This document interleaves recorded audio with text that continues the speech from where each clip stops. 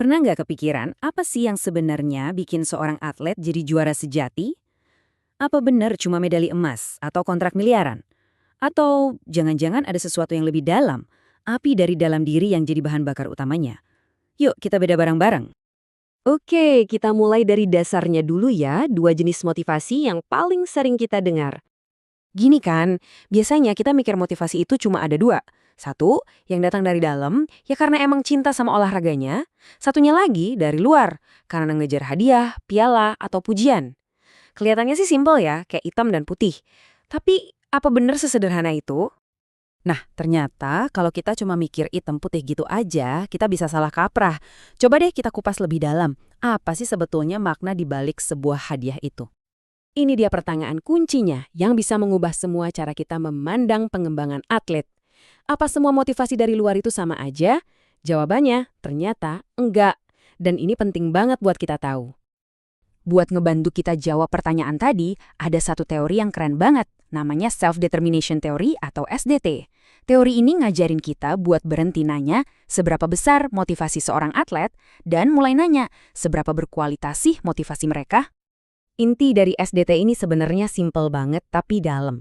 Motivasi yang berkualitas itu adalah motivasi yang bisa ngasih makan 3 kebutuhan dasar psikologis kita. Pertama, otonomi, yaitu perasaan bahwa kita punya pilihan. Kedua, kompetensi, perasaan bahwa kita jago dan bisa naklukin tantangan. Dan ketiga, keterhubungan, yaitu merasa jadi bagian dari sebuah tim. Kalau tiga-tiganya ini terpenuhi, seorang atlet pasti bakal berkembang. Nah, dengan kacamata SDT, kita jadi sadar kalau motivasi dari luar itu nggak cuma satu jenis, tapi ada level-levelnya, kayak spektrum gitu.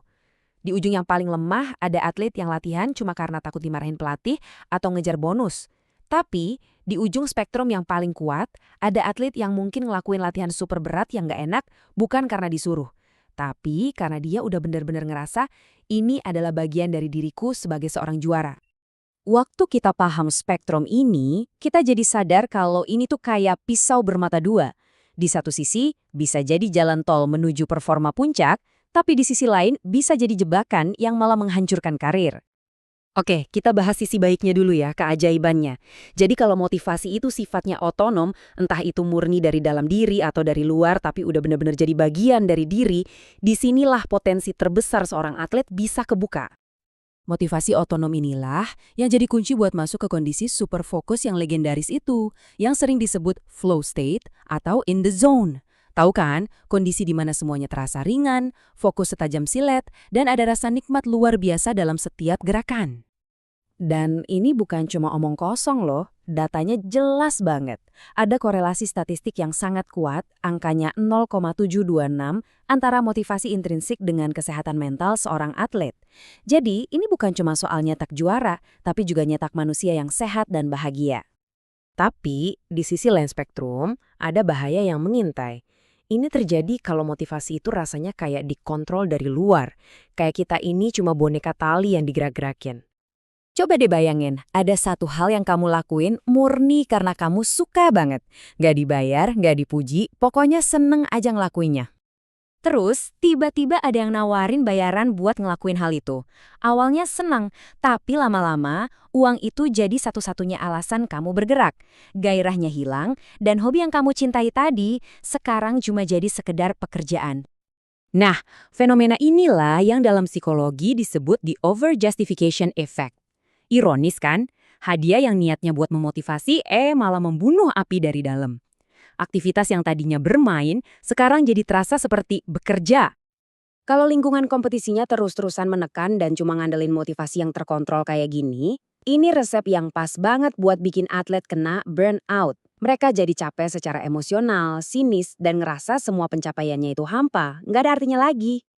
Nah, kalau lingkungan sepenting itu, terus gimana dong caranya kita secara sadar bisa ngebangun sebuah ekosistem yang menumbuhkan motivasi yang sehat, bukan yang malah merusak? Kuncinya itu ada di tangan pelatih, orang tua, dan para pemimpin di sekeliling atlet. Tugas mereka itu bukan sekedar jadi motivator yang teriak-teriak di pinggir lapangan. Bukan. Tugas mereka itu jadi arsitek lingkungan yang ngerancang sebuah kondisi di mana motivasi terbaik bisa tumbuh secara alami dari dalam diri si atlet. Gampangnya, ada 2 jenis iklim atau cuaca yang bisa mereka ciptakan.